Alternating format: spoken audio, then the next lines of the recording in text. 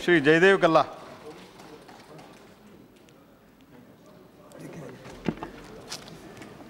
Thank you, sir.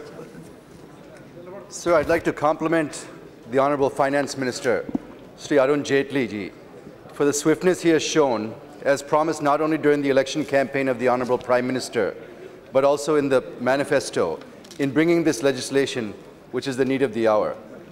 As he rightly mentioned in the Statement of Objects and Reasons, that stashed black money in various forms, including cash deposits, robs the country of financial resources for social inclusion, puts burden on the genuine taxpayers, and also threatens the national security. So I welcome the bill wholeheartedly, sir. This bill was to come in 2004 after the UN Convention Against Corruption. It did not come. It was to come after the judgment of the Supreme Court in 2011. It did not come then either. The answer to why it hadn't come in these two occasions is best left to be answered by the government of the day. Sir, the Honorable Finance Minister also agreed that there are different figures with regard to black money illegally parked in safe havens abroad by different agencies and persons. The main petitioner of the black money case put the figure at $1,500 billion, or 90 lakh crore rupees. As per the Global Financial Integrity Report USA, India is the third largest country in 2012 with outflow of black money to the tune of $94 billion, or 6 lakh crores. So this is just for the year 2012 alone, this figure of 6 lakh crores. The first would be China with $250 billion, second is Russia, fourth is Mexico, and fifth is Malaysia. Sir, out of the $991 billion of capital gone out of all developing countries in 2012, 10% is from India alone, sir. I mean, illicit money gone out of India between 2003 and 2012 was $439 billion, sir, or 28 lakh crore rupees. So again, I'd like to repeat, between 2003 and 2012, the figure as per Global Financial Integrity Report of USA from India is $439 billion, or 28 lakh crore rupees. On an average during this period, 2.8 lakh crore rupees has been sent out of India every year between 2003 and 2012.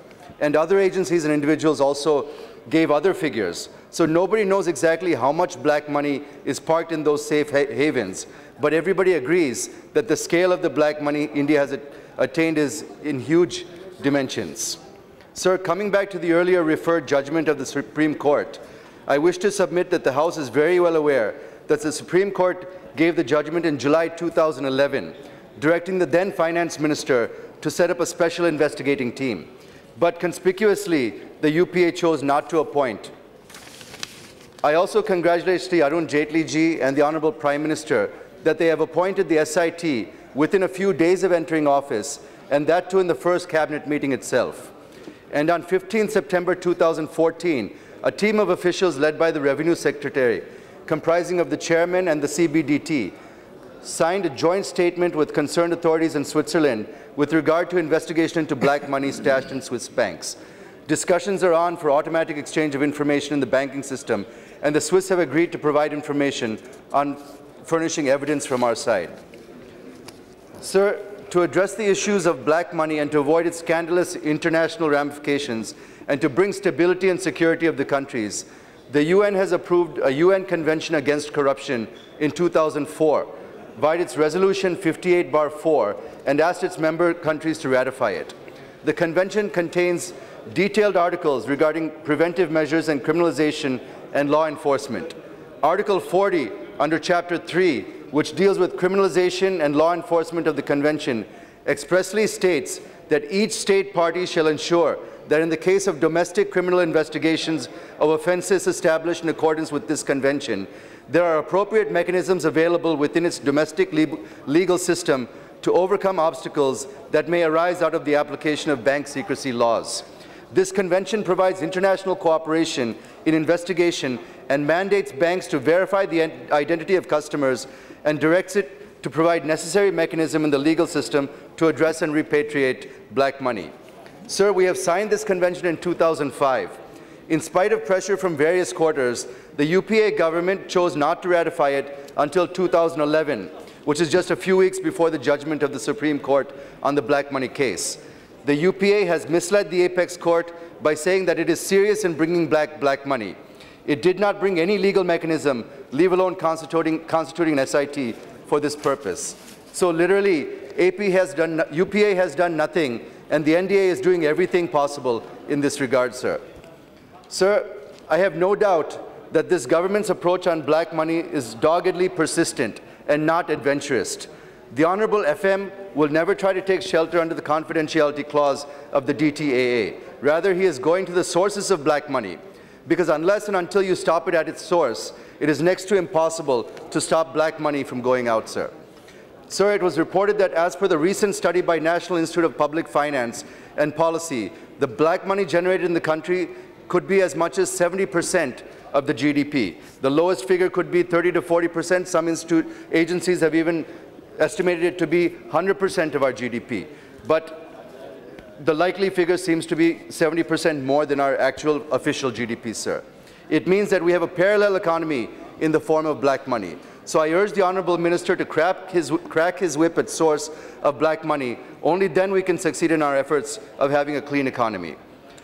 Parallelly, I would also suggest joining the Paris-based Organization of Economic Cooperation and Development's new protocol, along with other countries which aim to fight black money.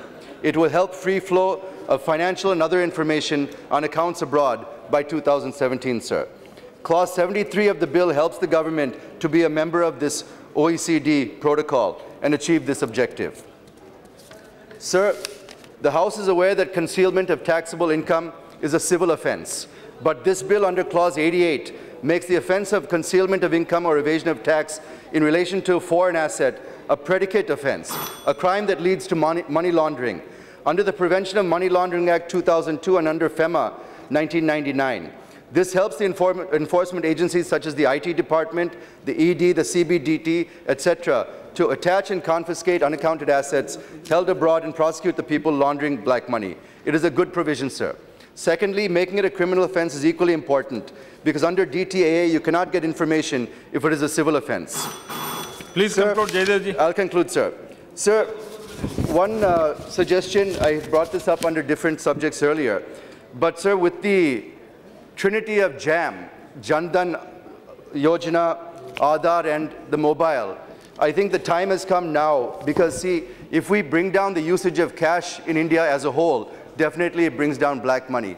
And I think that if we bring these the M-commerce legislation into place, allow prepaid mobile cards to be debit cards and postpaid SIM cards to be credit cards, it will bring down the usage of cash in a big way and definitely bring down the usage of black money also, sir. Okay, thank you. Sir, black money enables and funds corruption, sir. So the real issue is corruption. Whether it's political corruption, economic or social, it leads to organized crime, crony capitalism, corporate fraud, and terrorism. It is all pervasive and is prevalent in all sections of society. Sir, we need a national mindset change in addition to laws like this, and we need cultural transformation, because every section of society, every section of civil society is infected with this disease. So I would like to see it go beyond a bill like this and a debate started on how can we change the mindset of our society against corruption. Thank you very much, sir. Thank